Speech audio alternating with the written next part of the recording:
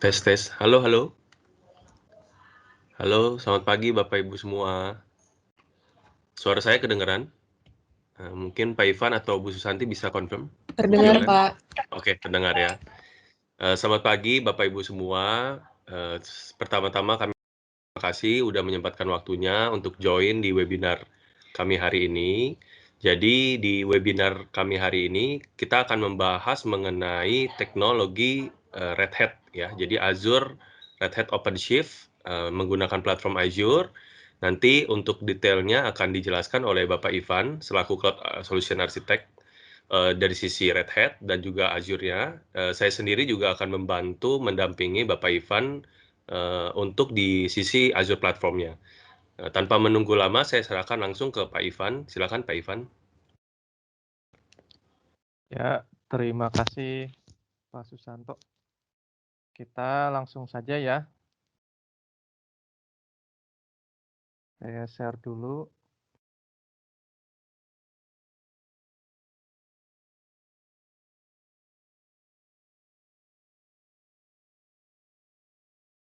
Oke, sudah terlihat kan ya?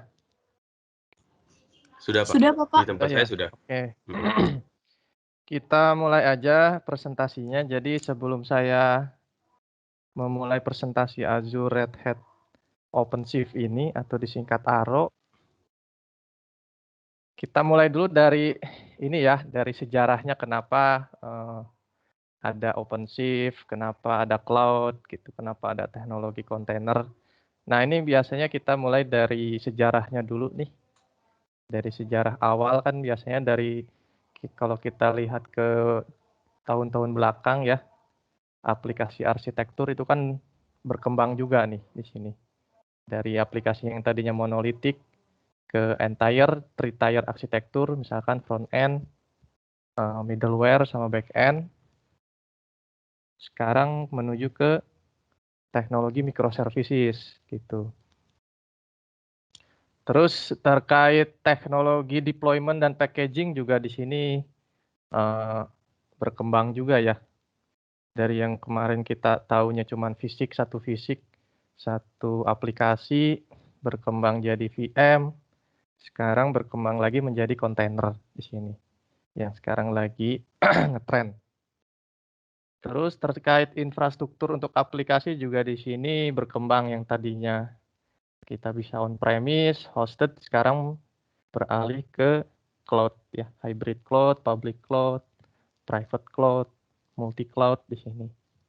Terus terkait dengan development aplikasi juga berkembang di sini, dari waterfall, agile, sekarang udah berkembang menjadi DevOps gitu.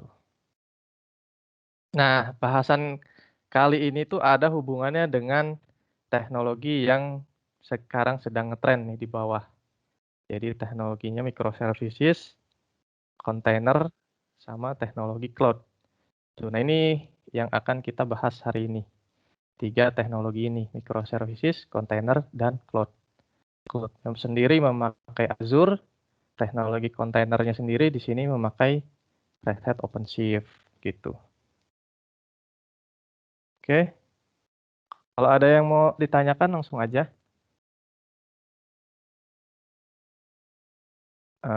Kalau tidak ada langsung. Nah, kita lanjut ke teknologi microservices nih. Apa sih ya microservices gitu kan? Pertanyaannya, nah ini pertanyaannya, kalau microservices itu sebenarnya adalah teknologi tadi ya, arsitektur aplikasi gitu, yang tadinya monolitik di sini. Tadinya kita bikin aplikasi itu dalam satu VM, ada berbagai macam fungsi di sini. Ada customer service, product service, chart service, berkembang menjadi microservices. Jadi dipecahin fungsi-fungsinya. Customer service sendiri, product microservice sendiri, chart microservice sendiri gitu. Jadi di sini teknologi microservices sebenarnya memecah fungsi-fungsi yang tadinya ini ya satu kesatuan menjadi terpisah seperti ini. Nah, ini teknologi microservices yang sekarang lagi ngetren. Biasanya developer kalau bikin aplikasi sudah mengacunya ke arsitektur microservices gitu. Nah, kenapa sih butuh microservices gitu ya? Di sini kalau kita lihat benefitnya banyak kalau kita lihat kenapa pakai microservices. Yang pertama adalah ini independen gitu. Jadi antara microservices satu dengan microservices lain itu eee, tidak saling merusak lah, tidak saling berkaitan. Berkaitan tapi tetap, tidak saling apa ya, misalkan kalau microservices satu mati, yang microservices kedua nggak ikut mati, seperti itu. Terus di sini independen, jadi tiap microservices saling independen. Terus di sini ada fault isolation, terus nanti ada mix teknologi.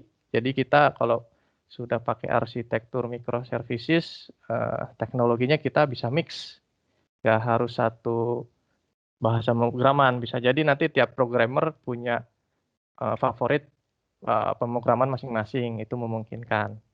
Terus di sini juga bisa scaling ya, auto scaling. Gitu. Contohnya di sini aplikasi microservices ya Gojek lah ya. Kalau kita lihat kan Gojek di sini banyak fiturnya nih ya, ada GoPay, GoSend, GoCar, GoRide. Nah, bisa jadi satu fungsi ini satu microservices gitu. Misalkan satu microservices GoPay, satu microservices GoSend, satu microservices GoCar seperti itu. Nah, benefitnya ketika aplikasi GoCar ini sedang bermasalah, aplikasi yang lain tidak ikut bermasalah, jadi independen gitu. Jadi tidak ikut, problem aplikasi Gojeknya gitu ya. Jadi ketika misalkan nanti, GoRide-nya lagi penuh gitu, lagi nge-hang, nggak bisa pesan GoRide, ya kita bisa pesan GoCar. Nah, kayak gitu, benefit dari microservices-nya. Jadi, kalau satu rusak tidak ganggu yang lain, gitu. Terus misalkan, aplikasi yang tadi GoRide itu sedang penuh dipesan, nanti dia bisa otomatis scaling di sini, granular scaling, auto scaling. Jadi aplikasi GoRide ini bisa jadi microservices-nya bertambah banyak, yang mengembangkan diri gitu. Itu benefit-nya. Terus bisa jadi nih tiap programmer GoPay dengan programmernya GoRide ini bahasa pemrogramannya berbeda, itu bisa memungkinkan memakai microservices. Bisa jadi GoPay memakai Python misalkan, GoRide memakai Ruby, itu bisa kayak gitu. Mix jadi teknologinya. Nah, itulah salah satu benefit kenapa zaman sekarang itu sudah memakai, arsitektur microservices, seperti itu. Nah, perkembangan teknologi yang lain adalah kontainer. Tadi kan kita sudah jelaskan ya microservices, sekarang kita masuk ke kontainer. Nah, kontainer itu apa sih sebenarnya? Nah, sebenarnya microservices tadi, itu dibungkusnya menggunakan kontainer gitu. Ada bungkusannya ya, seperti misalkan kita kalau di Windows, zip gitu, di-zip filenya. Nah, ini contohnya.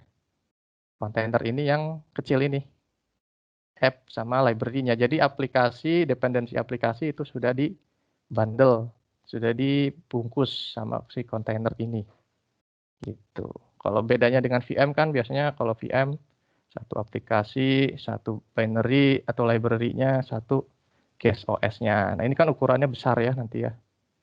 Misalkan kita hanya bikin front end aja kan ukurannya bisa 4 giga sendiri untuk VM-nya. Gitu. Sedangkan kalau kita pakai kontainer, teknologi kontainer ini bisa jadi ukurannya bisa 100 mega, 50 mega gitu. Hanya sesuai fungsinya aja.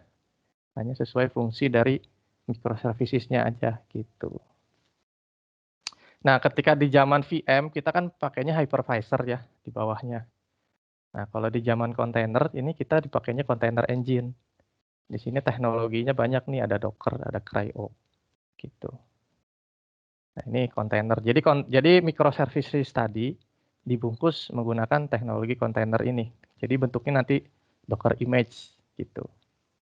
Ya, jadi di sini bisa jadi ada 3 microservices, 3 Docker image gitu yang running di satu mesin container engine yang sama gitu. Ini tidak saling independen nih, ketika aplikasi satu mati, aplikasi kedua dan aplikasi ketiga tetap hidup. Itu tidak saling mengganggu. Terus di sini juga nanti bisa auto scaling tadi. Ketika aplikasi satu ini misalkan GoRide tadi ya, lagi banyak dipesan, nanti aplikasi satu ini otomatis auto scaling menjadi banyak, misalkan dari 1 jadi 10 gitu. Nanti ketika peak hour-nya sudah turun, dia kembali lagi jadi 1 gitu. Itu granular scaling tadi. Terus tadi bahasa pemrogramannya bisa beda-beda. Aplikasi 1, aplikasi 2, aplikasi 3 ini bisa beda-beda bahasa pemrogramannya. Ya, bisa fault tolerance juga. Misalkan aplikasi 1 mati di container engine 1, dia akan otomatis dihidupkan oleh di container engine 2 gitu misalkan. Nah, itu fault tolerance. Ya, itu kontainer, teknologi kontainer. Nah, teknologi kontainer ini biasanya zaman sekarang itu dipaketkan dengan teknologi yang namanya orkestrator ya. Namanya kalau di sini Kubernetes gitu. Jadi fungsinya si Kubernetes ini semacam orkestrator tadi. Jadi ketika dia yang melakukan auto scaling tadi, itu tugasnya si Kubernetes. Dia yang melakukan pemindahan dari kontainer engine 1 ke kontainer engine 2. Itu tugasnya si Kubernetes ini. Itu dia memastikan bahwa aplikasinya itu fault tolerance, dia memastikan bahwa aplikasinya itu bisa auto scaling, auto healing, itu tugasnya si Kubernetes ini. Gitu. Jadi kalau kita tarik dari awal seperti ini ya jadinya. Jadi ini dari monolitik, sekarang udah transisi ke teknologi microservices. Nah, teknologi microservices ini pakai teknologinya Docker sama Kubernetes ini gitu. Jadi nanti kontainer-kontainer ini, kontainer decorators, kontainer job vacancy ini 3 kontainer dengan 3 Docker image gitu. Nah, Docker image ini diaturnya sama si Kubernetes gitu. Oke, kalau ada pertanyaan langsung. Kalau tidak ada langsung ya saya. Nah, Red Hat OpenShift itu apa? Red Hat OpenShift ini adalah Docker sama Kubernetes ini teknologinya sudah include di atas OpenShift. Jadi ketika kita pakai OpenShift, kita sudah dapat banyak gitu ya. Jadi kita sudah dapat jahitannya banyak. Kita tidak harus jahit sendiri. Jahit sendiri itu maksudnya kita install Docker-nya, kita install Kubernetes-nya, kita install monitoring-nya, kita install OS-nya gitu. Itu tidak perlu. Kalau pakai OpenShift di sini sudah bundle. Jadi ketika kita install OpenShift, itu sudah dapat banyak nih dari yang warna merah ini di bawah Red Hat Enterprise Linux Core OS sampai atas gitu. Itu kita dapat semua. Dari OS-nya kita dapat, dari orkestratornya tadi Kubernetes-nya dapat, dari teknologi container engine-nya dapat di sini CRY-O pakainya. Terus terkait operatornya, automated operatornya di sini ada operator lifecycle manager, terkait monitoring, logging, ini banyak juga kita udah dapat di sini. Terkait CI/CD sudah dapat. Terkait bahasa pemrograman yang disupport juga banyak di sini. Ya, banyak bahasa pemrograman. Jadi ketika kita install OpenShift, kita sudah install semua ini gitu. Kita udah tinggal ready untuk bikin aplikasi aja. Kita tidak perlu bikin lagi infrastruktur Docker-nya, infrastruktur Kubernetes-nya, infrastruktur monitoring-nya, itu tidak perlu lagi gitu. Nah, OpenShift ini ibarat rumahnya ya. Jadi aplikasi kita nanti running di atas OpenShift ini. Gitu. Nah, OpenShift ini runningnya di any infrastruktur, bisa di fisik, virtual, private, public. Nah, di kesempatan ini kita running OpenShift-nya di atas teknologi Azure, seperti itu. Nah, kenapa sih kita di sini kenapa sih kita pakai OpenShift gitu ya? Nah, di sini kalau kita lihat dari Forrester Wave ya, itu OpenShift ini udah di kuadran leader di sini, maka di kuartal 3 tahun 2020. Di sini kalau kita lihat. Jadi sini udah paket komplit tinggal pakai. Gitu. Terus kenapa OpenShift ini runningnya di atas Azure? Nah, kalau kita lihat sejarahnya ini Red Hat dan Microsoft ini sudah lama ya kerjasama. Contohnya di sini Red Hat Enterprise Linux running di Azure. Yang sekarang dibahas Red Hat OpenShift running di Azure. SQL Server di Linux, di atas Red Hat Enterprise Linux. Terus Red Hat untuk SAP di atas Azure. Jadi ini kerjasama antara Red Hat Microsoft ini sudah terjalin lama gitu. Nah, yang kita bahas sekarang ini adalah teknologinya Red Hat OpenShift di atas Azure ya. Salah satunya adalah Azure Red Hat OpenShift atau ARO ini. Tuh. Jadi Red Hat OpenShift di atas Azure ini ada dua cara. Yang pertama adalah kita install manual di atas Azure. Kita yang kita yang handle semua infranya nih, RHOCP on Azure namanya. Atau kita yang ke model kedua, Azure Red Hat OpenShift atau ARO. Nah, bedanya apa? Bedanya adalah di sini. Jadi kalau kita pakai RHOCP on Azure, kita infrastrukturnya tuh kita yang manage. Semuanya kita yang manage ya. Kalau ARO ini yang manage adalah principal gitu. Ya, cluster supported by Microsoft dan Red Hat. Jadi infrastrukturnya itu udah di manage sama principal. Kita tinggal fokus di aplikasi aja. Kalau di RHOCP on Azure ini klasternya kita yang manage sendiri. Jadi selain kita manage aplikasinya, kita manage juga klasternya. Nah, yang sekarang kita bahas itulah adalah yang model kedua ARO, Azure Red Hat OpenShift gitu kan, enak nih. Klasternya udah disupport udah di maintain oleh principal ya. Jadi tidak perlu khawatir lagi gitu. Di sini juga SLA-nya juga tinggi ya kalau udah di support by principal. Di sini 99,95% SLA-nya. Gitu. Dan ini juga terintegrasi dengan Azure Subscription. Jadi semuanya sudah satu SKU aja pakai Azure Subscription. Gitu. Nah, yang kita bahas adalah yang model kedua, yang ARO. Nah, kalau kita model pertama, ini kita manage semua nih responsibility-nya yang warna abu ini. Kita manage dari semuanya ya, kita manage satu infrastruktur ini. Kalau pakai Red Hat OpenShift on Azure. Tapi kalau kita pakai ARO, tadi Azure Red Hat OpenShift, kita tinggal fokus di aplikasinya aja.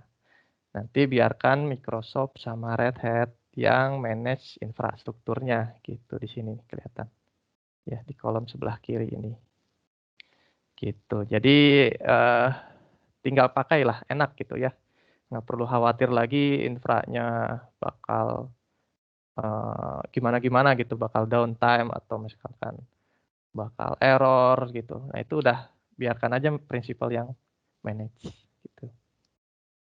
Nah, ini. Jadi kita fokus di yang area aplikasi aja. Ini bagi developer kita fokus di aplikasi tadi, aplikasi microservices tadi di sini. Itu. Oke, sampai sini ada pertanyaan?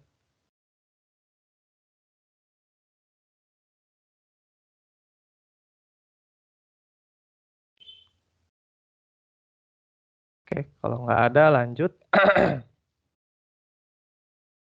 Nah, keuntungan berikutnya kalau kita ada problem di ARO-nya, kita bisa open cache. Open cache-nya bisa di portal Red Hat, juga bisa di portal Microsoft. Nanti engineer dari Microsoft sama Red Hat ini akan saling komunikasi di sini.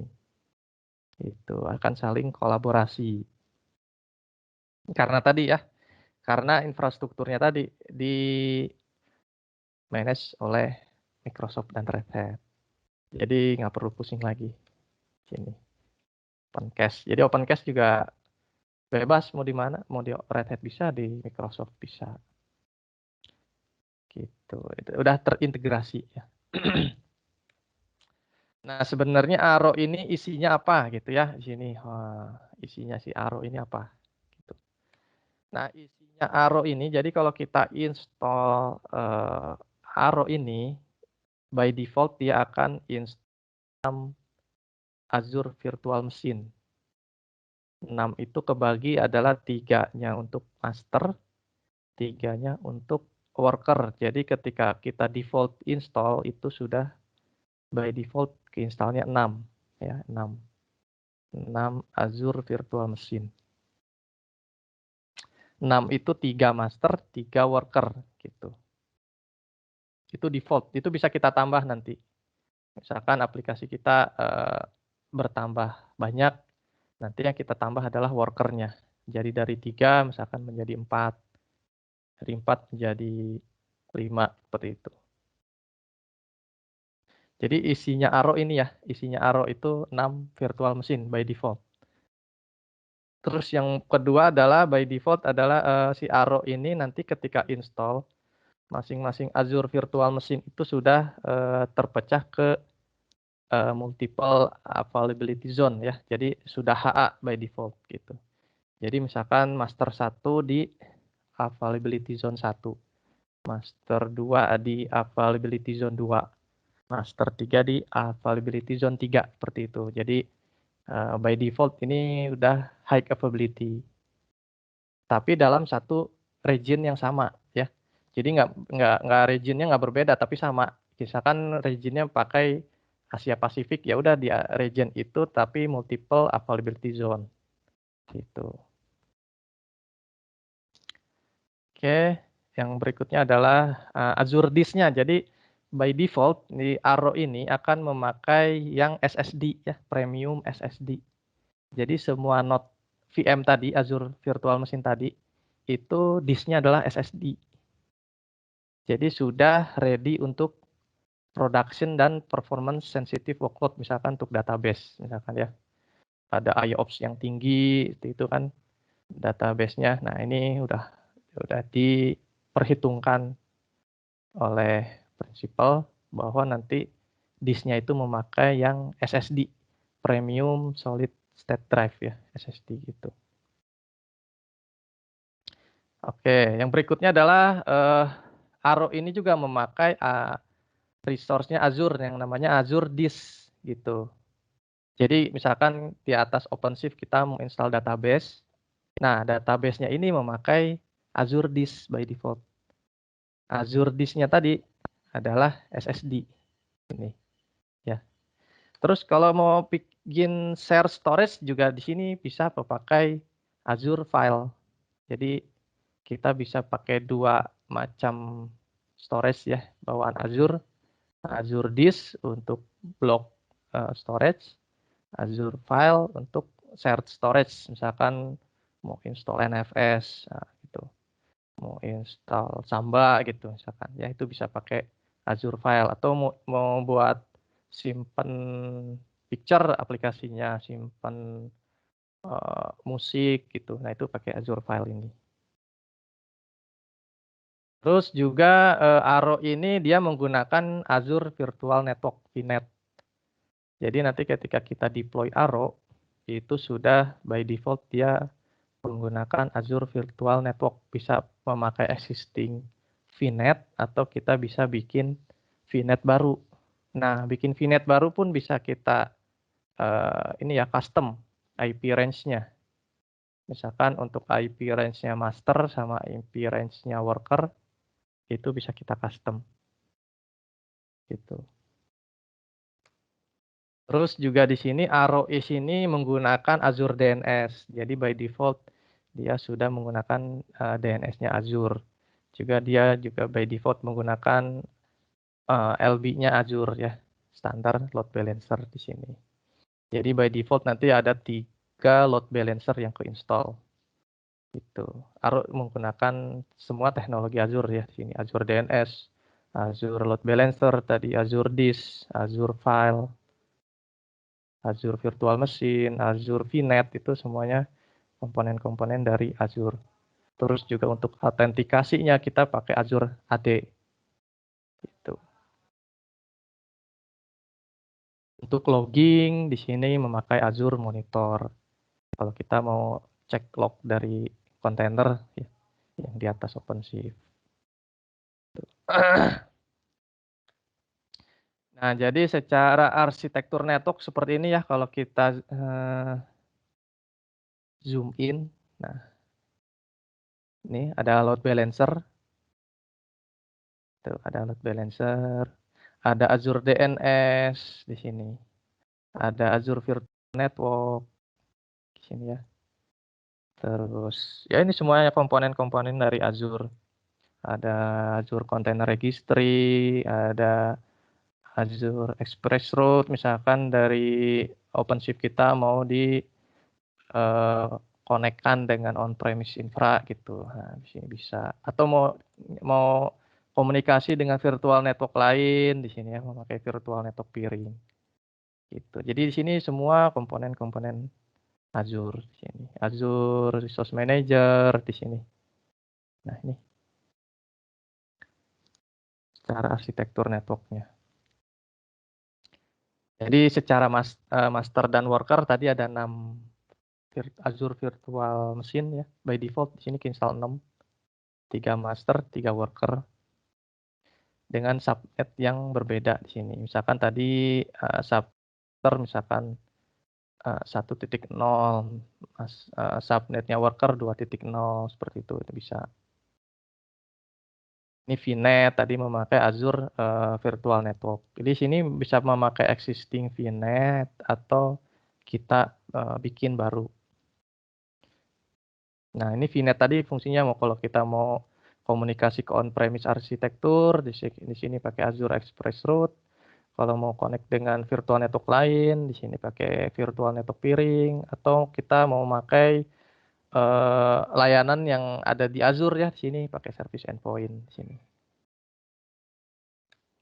Terus juga load balancer di sini by default 3, kenapa di sini 4? Nah, ini custom nih load balancer yang terakhir di sini.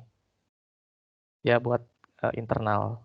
Jadi kita bisa by default 3, kita bisa nambah sebenarnya load balancernya. Nah, jadi load balancer tadi terbagi 2 ya, jadi ada yang internal, ada yang public. Kalau internal di sini komunikasinya komunikasi internal di dalam cluster. Kalau yang public itu komunikasi keluar gitu. Misalkan dari OpenShift tadi mau outgoing connection keluar, nah itu pakai yang LB-nya yang public gitu. Nah, ini juga kalau misalkan worker di sini kan nanti ada aplikasi yang akan kita akses, makanya dia memakai koneksi public. Jadi kita bisa akses langsung aplikasinya dari internet nanti. Nah, kalau aplikasinya mau cuma diakses dari private, di sini memakai Azure LB yang private. Nah, yang ini, yang private. Jadinya koneksinya hanya di internal VNet-nya, internal network-nya Azure lah, ya, istilahnya. Itu. Nah, udah selesai. Saya mau demo sini kalau tidak ada pertanyaan. Ada pertanyaan?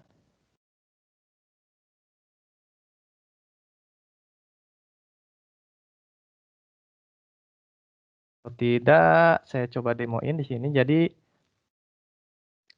kalau kita lihat di sini saya ada 2 ya, ada 2 tab. Di sini adalah portalnya Azure. Saya coba zoom dulu. Ini adalah portalnya OpenShift. Nah, kalau kita lihat tadi ya, Arrow ini dia kan memakai semua komponennya Azure ya. Kalau kita bedah satu-satu di sini. Nah,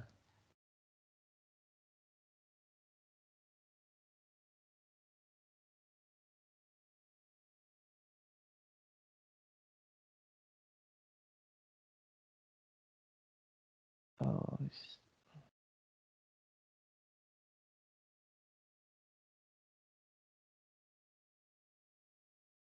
nah ini kalau kita lihat di sini itu ada 6 VM. Nah, ini master 1, master 0, master 1, master 2, worker 1, worker 1, worker 2, worker 3. Jadi by default 6 yang keinstall. Terus disknya ini di sini memakai tadi SSD ya di sini. Jadi kalau kita lihat di sini disknya disk SSD. Kalau kita buka disknya premium SSD gitu. Jadi sudah ready untuk production premium SSD.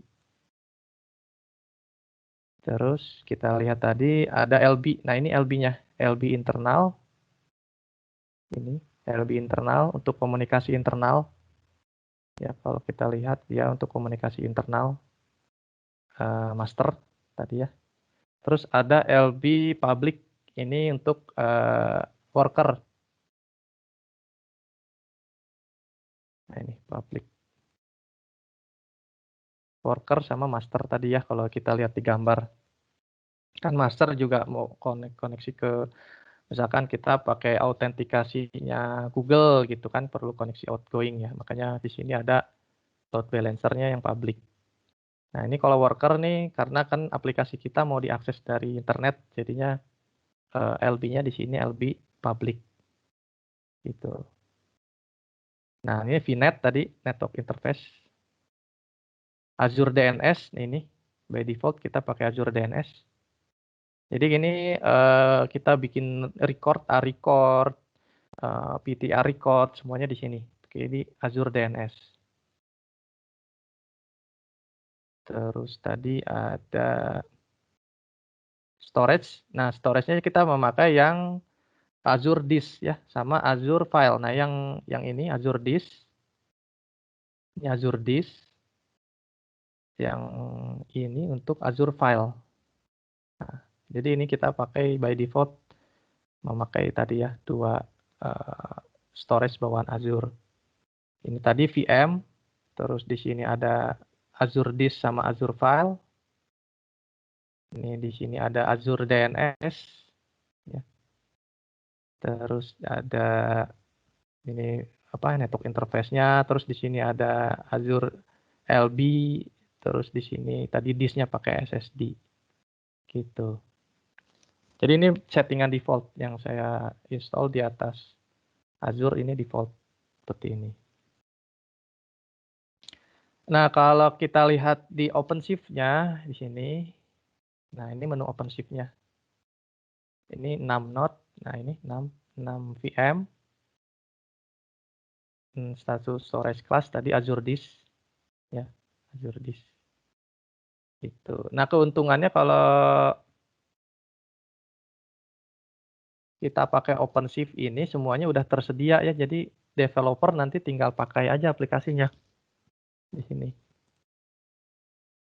Contohnya misalkan saya mau buat aplikasi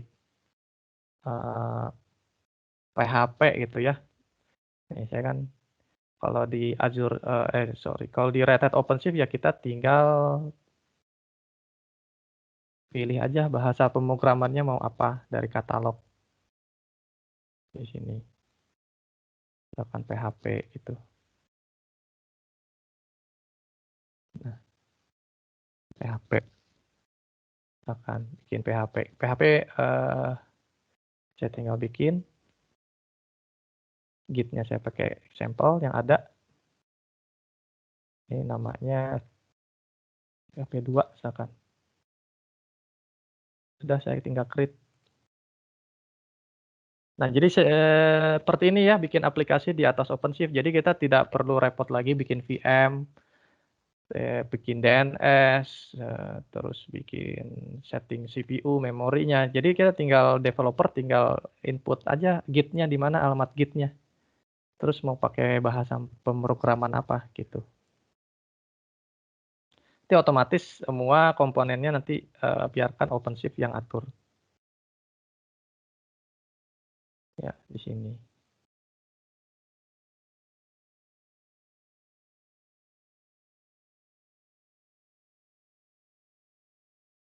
Nah, ini nanti masih loading. Jadi ketika kita mau bikin aplikasi di atas OpenShift, kita bisa pakai menu developer ini. Tadi ya, kita bisa pakai dari Git, atau dari Dockerfile, atau dari container image yang ada di Docker Hub, itu support. Juga bisa bikin database di sini. Nah, nanti kalau aplikasinya sudah jadi, kita bisa lihat di menu ini. Ini aplikasinya udah jadi. Kita bisa langsung akses aplikasinya dari internet. Jadi URL-nya sudah otomatis dibuat oleh OpenShift. Ya. Nah ini contohnya. Ini URL public tadi yang memakai Azure LB-nya public. Jadi kalau penasaran, kalau kita klik link ini udah bisa diakses dari internet. Nah ini udah running di atas Azure OpenShift-nya. Gitu. Jadi cepat ya kalau kita build aplikasi. Tadi dari menu developer kita tinggal pilih aja mau bahasa pemrograman apa. Misalkan Java, .NET, Ruby, Python, Golang ada di sini semua. Nah, di sini bikin aplikasinya, terus kita tinggal input alamat Git-nya. Seperti ini. Tinggal create, sudah selesai. Gitu. Nah ini. Ini PHP 2 yang tadi kita bikin. Kita bisa langsung akses aplikasinya. Nah ini PHP 2. Ya, cepat ya. Jadi infrastruktur biarkan prinsipal yang atur. Nanti kita fokus di aplikasi aja di sini. Contohnya ini yang tadi Ruby. Di sini sedang build ya. Nanti kalau udah selesai buildnya sudah tanda plus seperti ini, kita bisa langsung akses aplikasinya. Gitu. Jadi cepat. Kalau kita pakai tradisional VM kan kita harus bikin VM dulu. Terus VM-nya harus diinstal OS. Terus kita harus disk, CPU, memori. Terus PHP-nya kita install gitu ya. Terus belum kita bikin DNS-nya. Belum DNS-nya juga diakses dari internet, harus tektokan dengan tim security. Nah kalau pakai OpenShift yang di atas Azure ini seperti ini, jadinya prosesnya cepat. Ya ini build, kalau build-nya udah running, udah selesai, di sini masih jalan. Nanti kalau udah sukses, kita bisa langsung akses aplikasi Ruby-nya. Nah ini sukses. Nah kalau udah sukses, kita bisa lihat langsung akses URL. Nah ini aplikasi Ruby. Gitu. Ya, jadi ini tadi aplikasi Ruby gitu. Nah, keuntungannya tadi kan microservices auto healing ya. Jadi misalkan nih saya delete tadi aplikasinya. Ini aplikasi Ruby yang lagi running ini. Saya delete. Dia otomatis bikin lagi auto container creating, langsung running lagi. Gitu ya. Yang tadinya di sini misalkan nih yang Ruby ini runningnya di worker ya, worker 2 gitu. Terus saya delete ini aplikasinya. Ya kan, ke delete, dia bikin baru. Dia pindah ke worker 3. Nah, yang atur perpindahan tadi adalah si Kubernetes tadi. Ya, gitu. Nah, misalkan kita mau melakukan scaling, misalkan aplikasi podnya ini satu tidak cukup gitu ya, karena banyak akses gitu di internet. Kita perlu auto scaling menjadi 2, jadi 3 gitu kan. Kalau di sini 1. Kita bisa atur nanti jumlahnya ya. Nah, ini 3 gitu. Nah, sama Kubernetes nanti otomatis 3 pod tadi disebar ke 3 worker. Jadi HA ya secara aplikasinya by default. Ini scaling 3 nih. Masih 2. Nanti kalau udah 3 kita bisa lihat. Nah, udah 3. Podnya akan ada 3 nih PHP 2-nya. Ini PHP yang ini running. Yang ini. Dan yang ini. Jadi ini masing-masing jalan di worker yang berbeda nih. Kalau kita lihat di sini. Worker 3 ya. Kalau kita lihat lagi di sini. Worker 2 ya. Kalau kita lihat di sini worker 2 juga. Jadi ini Kubernetes yang atur ya, mau nempatin di virtual machine mana itu yang atur by default sama si Kubernetes gitu. Jadi by default nanti udah bisa auto scaling, bisa auto healing. Jadi banyak ya komponen kalau kita adopsi microservices. Jadi di sini bahasa pemrograman juga bisa beda-beda. Ada Ruby, ada Python, tadi ada Golang, ada .NET gitu. Ini juga masih ada pertanyaan. Apakah Pot bisa Bentar ya, saya baca dulu pertanyaannya.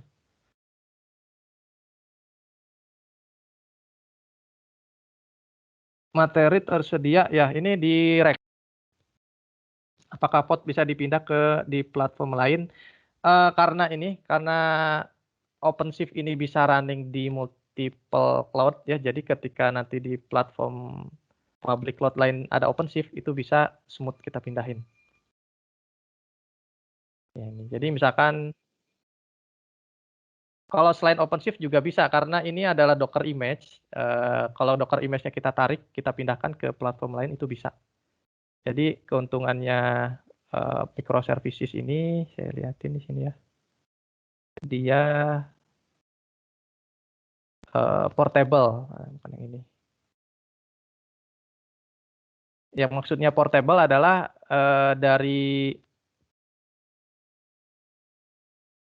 misalkan dari selain OpenShift juga bisa dipindahin. Ya, jadi Docker image-nya kita bisa ekstrak. Kalau di sini kan saya deploy-nya menggunakan S2I. Jadi S2I itu source to image dari Git gitu ya, dari Git menjadi Docker image. Nah, kalau kita deploy-nya menggunakan Docker image ini, ya selama Docker image ini comply dengan teknologi Docker, ya itu bisa dipindah-pindah. Gitu. Jadi saya misalkan ambil dari Docker Hub. Nah, nanti saya bikin lagi di selain platform OpenShift gitu. Itu bisa running. Kalau yang tadi saya demokan itu S2I, jadi dari Git ya, dari Git. Nanti OpenShift-nya detect ini teknologinya apa, nanti dari Git itu jadi container image. Tapi bisa juga dari Docker image yang udah jadi, kita bisa deploy di atas OpenShift. Seperti itu. Jadi portable, bebas. Kalau Bapak mau bikinnya di OpenShift, bikin sekarang di OpenShift. Nanti tahun depan mungkin di cloud yang lain, itu bisa. Nggak masalah. Atau Bapak juga bikin dari Dockerfile juga bisa di sini. Atau dari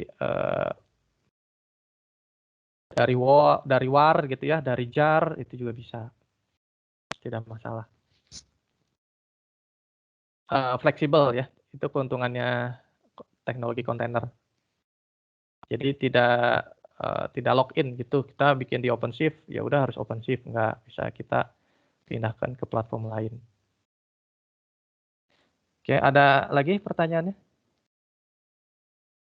Ya, jadi ini Pak Ivan, ada pertanyaannya. juga pertanyaan di atas, Pak Ivan. Oh, ada di atas. Ini ya, apakah Aro itu pas? Jadi Aro ini adalah sebenarnya Aro itu sendiri kan pas yang running di atas platformnya Azure gitu. Jadi kalau kita install Aro by default adalah keinstallnya 3 master 3 worker. Gitu ya. Ini by default. Jadi tadi saya install by default ini, kalau kita lihat di Azure ini udah by defaultnya keinstall 3 master 3 worker.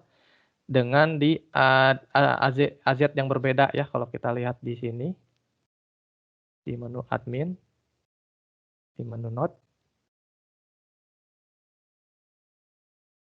Nah, ini AZ-nya berbeda nih. Jadi master 0 di AZ1, master 1 di AZ2, master 2 di AZ3. Workernya juga gini, AZ-nya beda. Tapi region-nya sama di sini. Ini by default keinstallnya seperti ini, udah HA. Ya, jadi tidak perlu khawatir terkait infra, juga ini juga yang manage infranya nanti prinsipal langsung. Bukan kita. Jadi kita hanya fokus di aplikasinya aja. Untuk infrastrukturnya, infrastruktur Azure-nya, infrastruktur OpenShift-nya, itu nggak perlu khawatir, itu nanti dari prinsipal langsung. Kalau kita subscribe Aro ya, Azure Red Hat OpenShift. Ini. Oke, ada lagi pertanyaannya di atas? Oh, udah. Oke, kalau ada boleh tanya lagi.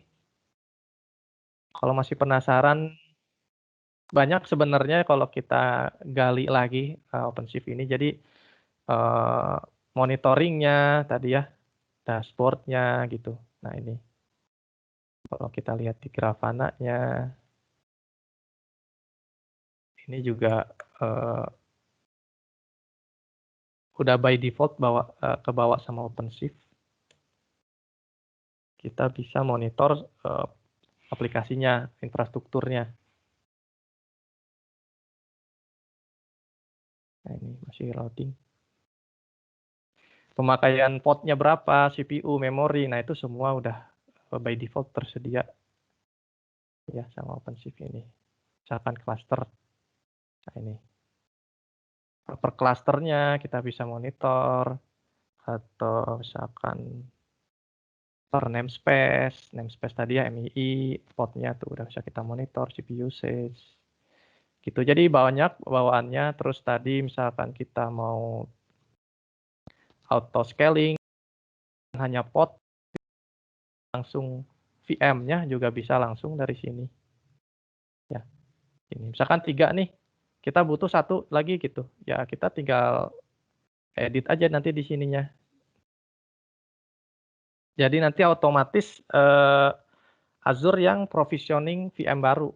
Jadi kita tidak perlu lagi install OS, tidak perlu. Kita semua konsolnya ada di sini.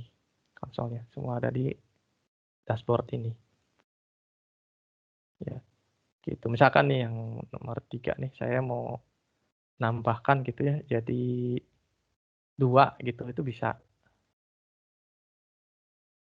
Ya, jadi nambah 2 gitu. Jadi workernya nanti ada 4.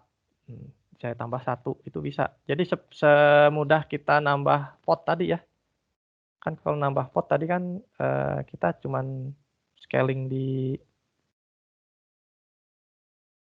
sini itu. Sama kayak worker juga nanti scalingnya semudah itu. Jadi nanti Azure sendiri yang akan memprovisioning VM-nya. Gitu.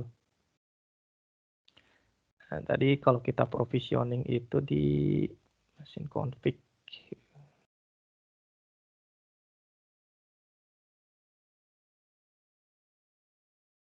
Nah ini saya jadi nambah ya.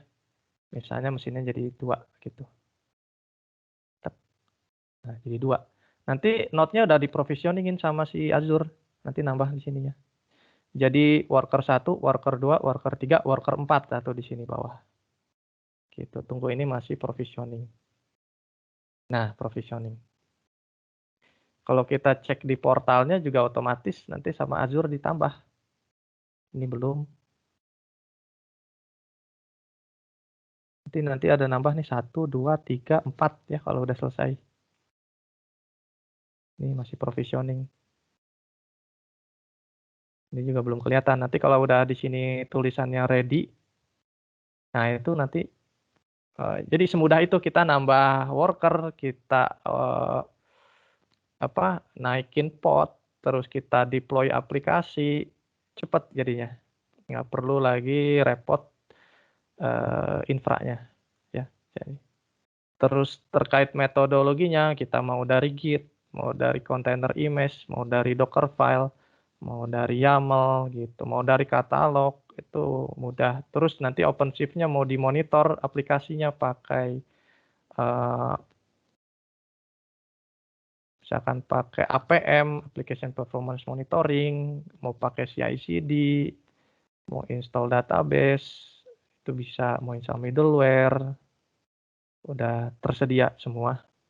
Kita tinggal pakai ini template. Ya, gitu. Jadi kita fokus di aplikasi aja. Nginx, ini MongoDB, Node.js, udah semua bisa di sini. Ya, gitu. Ada lagi pertanyaan? Ini sambil nunggu yang tadi provisioning node ya, provisioning node di sini. Node-nya belum ready. Masih di provisioning sama Azure. Ya, nanti kita lihat di sini aja nih, kalau udah nambah 1 berarti udah ready. Nah, ini nih, yang ini. Ya, 3-nya ada 2. Jadi ada 4, 1, 2, 3, 4. Node-nya juga masih belum ready. Nanti kalau udah ready kelihatan di sini. Nambah 1. Gitu. Oke, ini OpenShift. Kalau kita bahas OpenShift banyak tadi storage class juga kan bawaan Azure nih, Azure Disk. Kalau kita mau install database di sini sudah ready karena Azure Disk ini adalah pakainya SSD ya. Terus terkait networking tadi pakai Azure VNet. Terkait operator di sini kita bisa install dengan third party yang lain nih, misalkan. Tuh, banyak. Misalkan kita mau scan kontainer image-nya, misalkan pakai ini Aqua. Banyak nih tools-nya.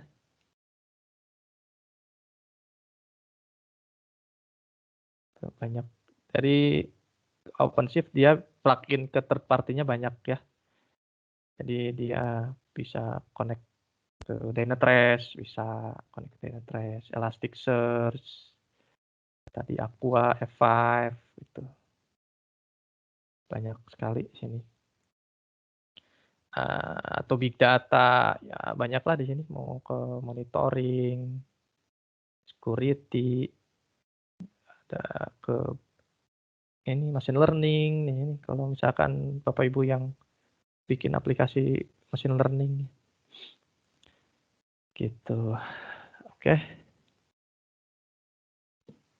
Ada lagi? Jadi ini cocok buat Bapak Ibu yang fokus di bikin aplikasi. Ya, jadi kalau pakai ini sudah ready ya, ininya, rumahnya. Terus kita mau upgrade klasternya juga tinggal di sini, update now. Itu rilis versi baru ya, kita tinggal update. Misalkan ada rilis versi terbaru 46. Kita tinggal update sini. Itu, ini belum tersedia. Harus ke latest dulu. Nah. Kita lihat mesinnya udah ready. Nah, ini udah nambah 4. 1, 2, 3, 4. Ya, udah ke provisioning 1. Kalau lihat di sini juga sudah ke provisioning. Nah, ini yang baru saja tadi kita ini ya, scale out ya. Ini. Oke, itu saja dari saya. Mungkin dari Pak Santo ada mau tambahan? Atau dari teman-teman produk? Atau kalau ada masih penasaran dengan Azure Red Hat OpenShift. Nah, ini juga tadi ya Azure AD juga kita bisa integrasiin. Tadi ya, saya lupa satu. Azure AD. Sini Azure AD itu di menunya nih, out. Nah, ini tadi identity provider-nya juga dia support banyak. Nah, kalau Azure AD dipakainya yang ini, OpenID Connect. Gitu. Ya, kalau ada pertanyaan atau dari teman-teman produk kalau tambahan boleh langsung aja.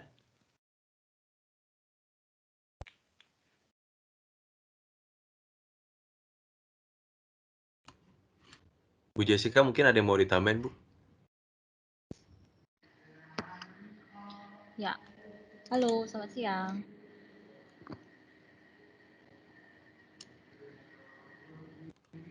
Halo. Iya, ya Bu, kedengeran. Oke, oke. Terima kasih Pak Ivan atas sharingnya yang luar biasa tadi. Jadi kita udah bisa lihat bahwa untuk menggunakan Red Hat OpenShift on Azure hanya semudah itu ya Pak? Iya, Nah, provisioning cepat sih caranya. ya, oke. Nah, untuk saya mau sharing sedikit untuk Bapak Ibu yang hadir saat ini, kami memberikan special promotion. Saya coba sharing ya Pak Ivan. Ya, boleh, boleh. Saya stop dulu ya. Stopnya mana nih? Ya, Oke. sudah ya. Oke, jadi khusus untuk Bapak Ibu yang hadir di webinar hari ini, kami punya special pricing untuk Azure Red Hat OpenShift-nya hanya dengan 215 juta saja. Sudah include dengan license Red Hat OpenShift on Azure Pass, subscription 1 tahun, installation, configuration, plus supportnya juga 1 tahun. Ini hanya 215 juta. Tapi berlakunya hanya sampai 23 Desember ya, mohon di note.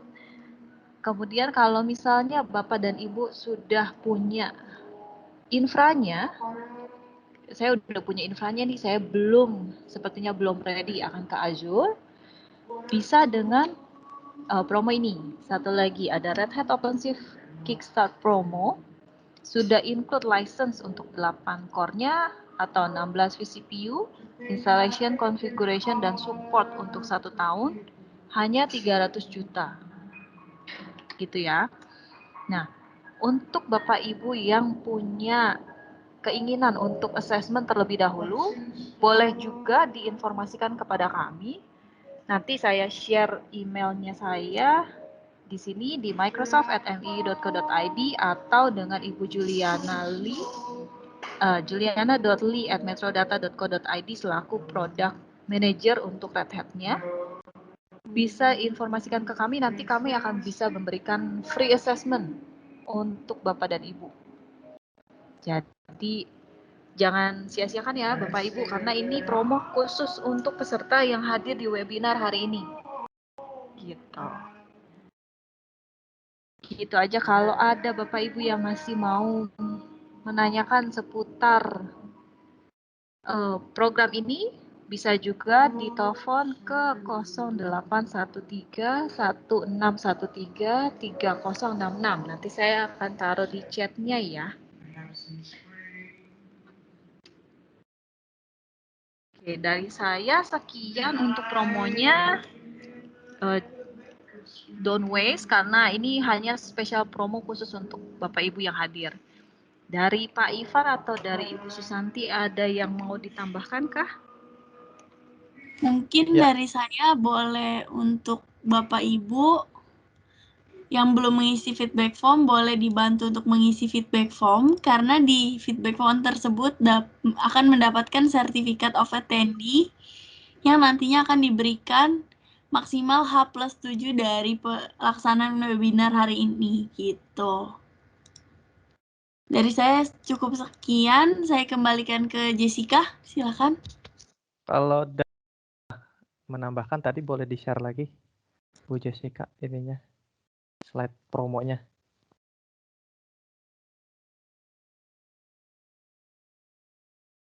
Nah, yang pertama ini yang Aro ya, yang tadi saya demokan ini Aro. Jadi kalau Aro ini tadi adalah kita sudah dapat dengan infra Azure-nya. Kalau yang kedua, nah yang ini adalah yang non Aro. Jadi Red Hat OpenShift on premise, on Azure, on private cloud, on public cloud. Nah ini yang kedua gitu. Itu aja sih nambahin. Ya tadi kan di awal kita ada dua, ada Red Hat OpenShift on multi cloud. Nah yang didemokan tadilah Azure Red Hat OpenShift. Gitu. Ya itu aja sih dari saya.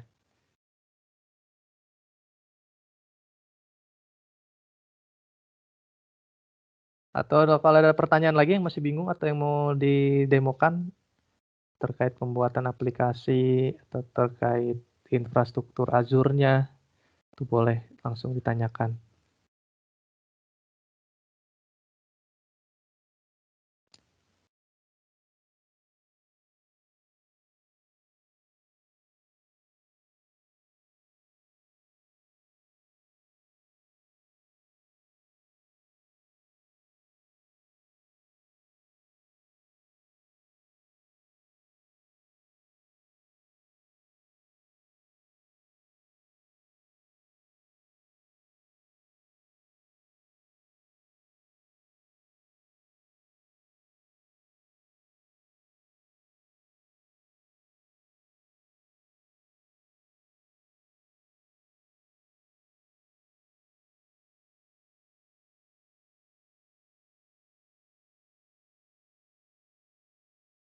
Oke, saya rasa cukup ya, karena ini udah nggak ada pertanyaan lagi sepertinya. Oke, kalau begitu, sesi sharing hari ini sudah selesai. Untuk Bapak Ibu yang sudah hadir, kami ucapkan terima kasih atas waktunya. Dan terakhir sebelum meninggalkan tempat, ya, Bapak Ibu boleh minta tolong untuk mengisi link survei yang ada di chat room. Ya, jadi nanti biar kami juga bisa update email Bapak Ibu sekalian, supaya kami juga bisa kirim materinya, seperti itu ya. Jadi mohon bantuannya untuk Bapak Ibu untuk mengisi survei feedback form yang ada di link, yang ada di chat, supaya nanti kami bisa berikan materi dan juga follow up apabila Bapak Ibu ada kebutuhan atau mungkin ada keperluan yang bisa kami bantu, seperti itu ya. Oke, kami ucapkan sekali lagi terima kasih atas waktunya sudah join di acara webinar hari ini. Sampai jumpa di webinar selanjutnya. Terima kasih, selamat siang.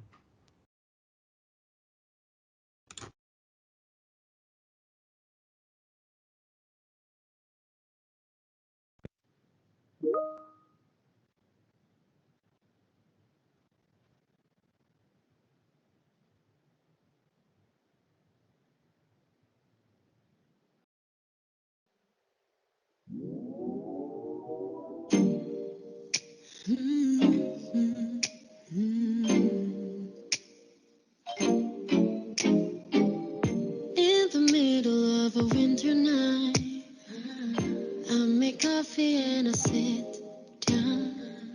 Call me room, but I feel chill inside. I keep dreaming, but I don't know. Walk down the steps, look at the window, the shadows appear. Try not to look for it, doesn't feel real. I'm lonely inside, but I know I'll be moving on. Universe speak, help me get through it. I cannot compete. My inner voice singing, no, no, no, no. Remember on the day we went to watch the stars. Back then in June, when things were better by far. I thought I'd be seeing you again, and wouldn't have to spend my time alone. Remember on the nights we wished upon the stars. The melodies from heaven came into our hearts, inspired us to do the things and to keep what I feel. Snow is falling on the city lights. Upon the window I see clear skies. Sun is out and shining oh so bright. How I wish that it was real. Walk down the steps, look at the window, the shadows appear. Try not to look for it, doesn't feel real. I'm lonely inside, but I don't know, I'll be moving on. Universe speak, help me get through it. I cannot compete. My universe singing, no, no, no, no. Remember on the day we went to watch the stars. Back then in June, when